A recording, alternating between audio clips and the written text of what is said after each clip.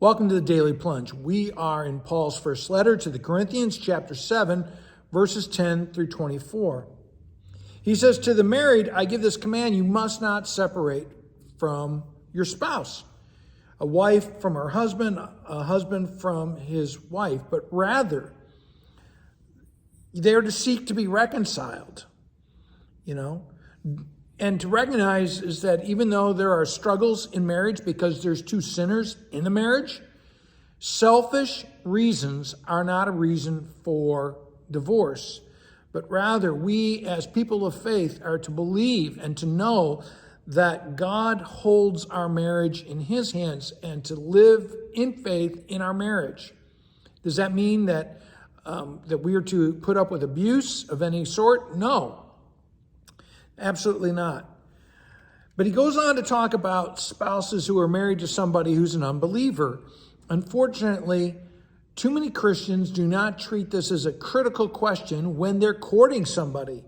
It is one of the most important questions you need to be asking. Is my future spouse a Christian? Because otherwise, they're going to live at cross purposes with you. And why does this matter? Because your first relationship, your most important relationship, is with God, because that's the one that's eternal. And it has consequences in this life, and it has consequences for the life to come.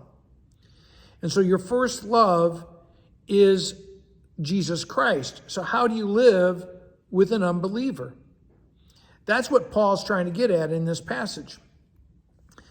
And I want you to think about, what does it look like if a Christian says, well, you just don't believe in God, so I'm going to abandon you? That's not a good witness either. Paul also is making the point that you're not to force the faith onto an unbeliever.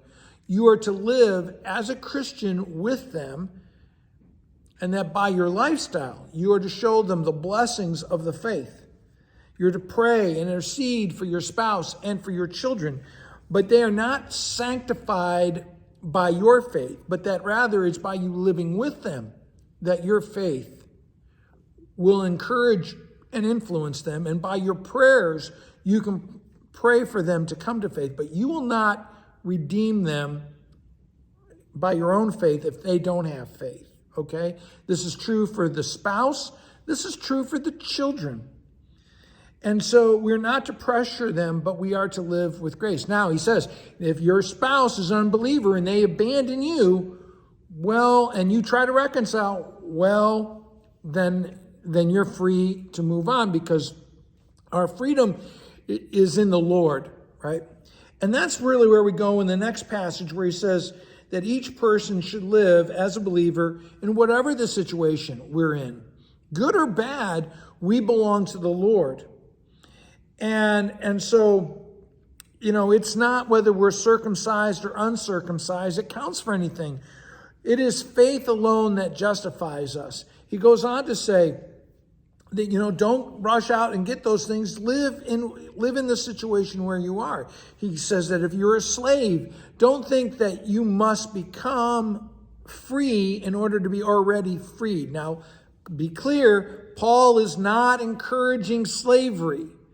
But what he's saying is that in the midst of this very broken human life, all those who are in Christ, whose sins have been paid for by Jesus Christ, have been made free. That is where our freedom is. And so we are to live into that freedom regardless.